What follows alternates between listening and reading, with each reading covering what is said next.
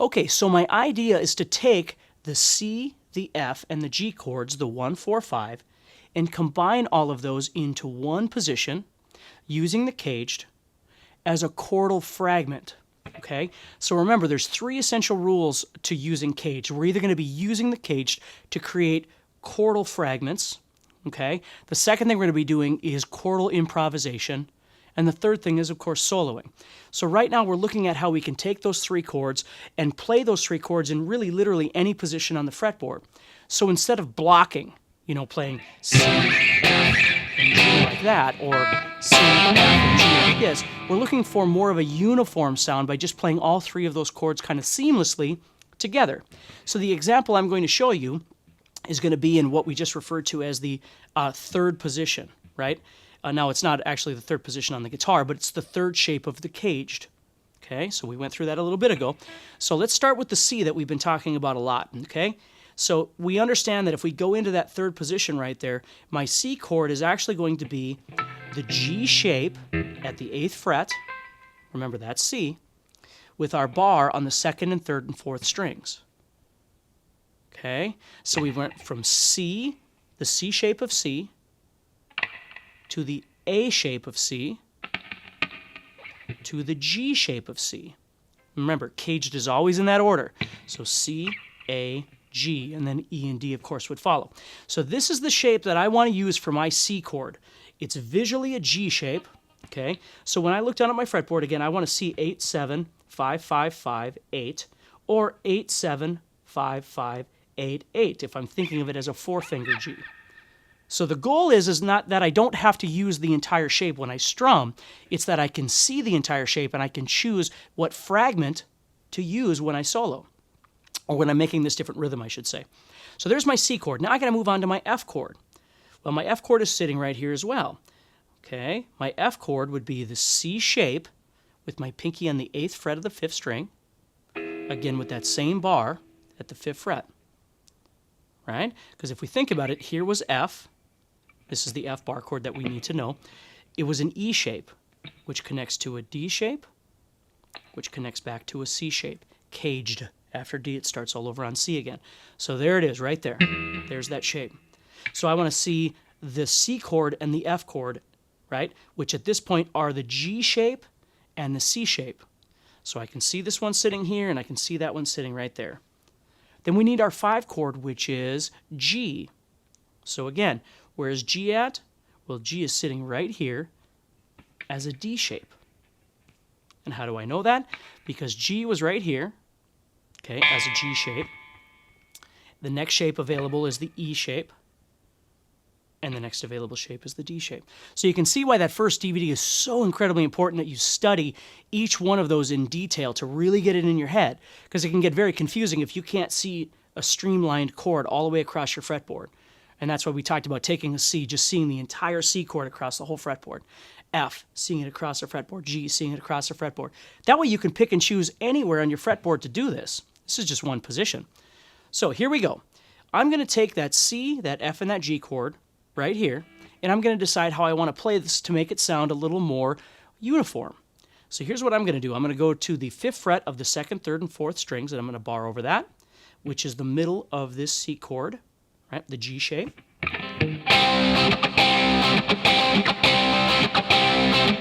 So there's my C chord.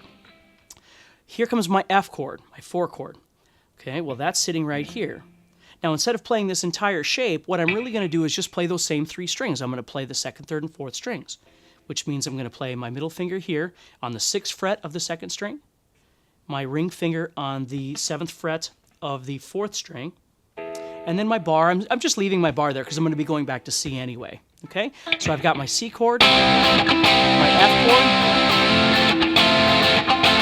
Now, this is a great thing because, again, this was what I was referred to when I was younger as the 70s chord because every band played it. You know, Doobie Brothers and Kiss and so many other bands, Ted Nugent, Aerosmith, and I never understood what it was. Well, that's what it is, obviously. It's that C shape of the 4 chords. So I'm going from the 1 chord, the C chord, to the 4 chord. Then I got my 5 chord coming. I have that G chord coming up. So my G chord is sitting right here as a D shape. So I see that right there. But again, I don't need the entire thing. I just want those same 3 strings, the 2nd and 3rd and 4th strings. So I'm going to play G like this. So I'm playing 5th fret of the 4th string with my first finger. I'm playing 7th fret of the 3rd string with my ring finger. And I'm playing 8th fret of the 2nd string with my pinky. I'm just not playing the 1st string right now. So I have 1, 4, 5, 1. Okay, C, F, and G. Now what's really cool about that is it sounds, there's a lot of continuity between those 3 chord shapes. So if you had somebody that was playing this,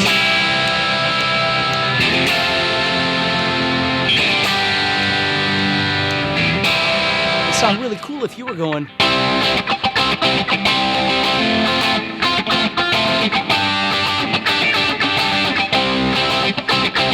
okay? Now, I'm going to take that same idea and I'm going to expand a little bit by trying to add something a little more colorful to it, to change it up just a little bit more. So I'm going to take those same 3 notes I played on the C chord there, okay, but instead of just using that, I'm going to add my pinky on the 8th fret of the 2nd string. Now, why can I do that? Well, the reason is because if you think of the 4-finger G chord, right, you have these 2 sitting on the bottom. Well, if I take that and I hike it up to C, of course, its bar would be sitting right here. Okay, where the 3rd finger is right now is on the 8th fret of the 2nd string. So I'm going to use that note. I use it all the time when I play. So I've got my little bar here that I was doing before, but I'm going to add my pinky on that 8th fret of the 2nd string. Now, it doesn't sound much different, of course, but now when I go to that F chord, the 4 chord, when I add this on, I'm still going to keep my pinky there, so I get this.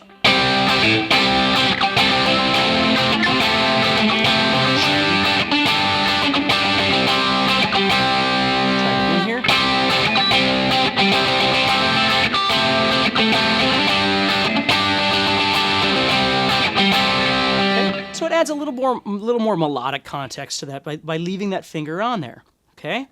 So again, it's a great thing to do to make something sound a little more unique. Now, of course, to use these effectively, what I love about fragments is the fact that I can simply lift my fingers and the music stops. Or like with open chords, you have to touch them to get them to stop, which is perfectly fine. And of course, bar chords are great because you can pick them up and stop the strings as well, but then you're blocking again. You're moving all over the place. When you stay in this one little spot, see, I can keep lifting and it's going to keep stopping those sounds, okay? So that's the first thing I want you to try and explore now is collectively putting those 3 chords together in the key of C and seeing how they work together on those 3 strings. Of course, the added benefit to this is once you start seeing all of this and you really understand a little bit more about, the key of G or the key of A or whatever, the great thing is you've just now figured out how to do this for the 1, 4, 5 for every single key, right? Because if you want to be in the key of D, you would just move up here and do the same thing. If you want to be in the key of B flat, you would just move down here and do exactly the same thing. 1, 4, 5. So there are multiple benefits to this because everything is movable, right? So once you collectively learn how to put together one position and the chords that you're looking for, if you were in another key, you could just move to that position as well in that key, and the same thing would function. So good luck with that. See how that works out for you, and I'll see you in just a little bit.